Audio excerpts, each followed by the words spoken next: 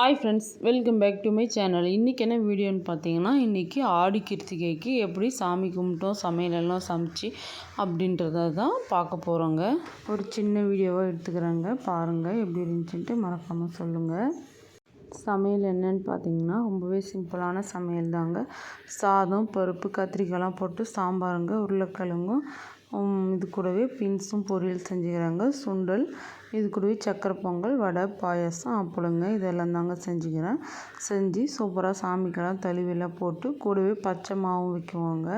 பச்சரிசியில் மாவு பண்ணி அதில் சக்கரை இல்லைனா இனிப்புக்கு ஏதாவது போட்டு வைக்குவோம். அதுவும் வச்சுக்கிதுங்க. எல்லாம் வச்சு சாமியெல்லாம் எல்லோரும் ஃபேமிலியோடு சேர்ந்து மனசு திருப்தியாக சாமி கும்பிட்டாச்சுங்க.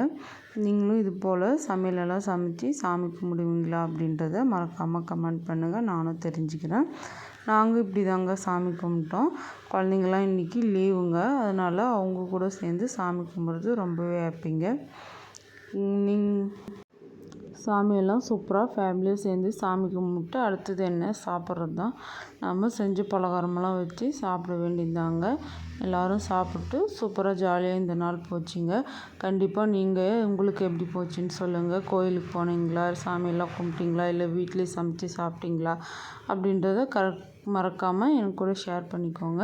இந்த வீடியோ உங்களுக்கு பிடிச்சிருக்குன்னு நினைக்கிறேன். பிடிச்சிருந்தா மறக்காமல் சமையல் செய் சேனலில் லைக் பண்ணுங்கள், ஷேர் பண்ணுங்கள், கமெண்ட் பண்ணுங்கள், மறக்காமல் சப்ஸ்கிரைபும் செஞ்சுடுங்க.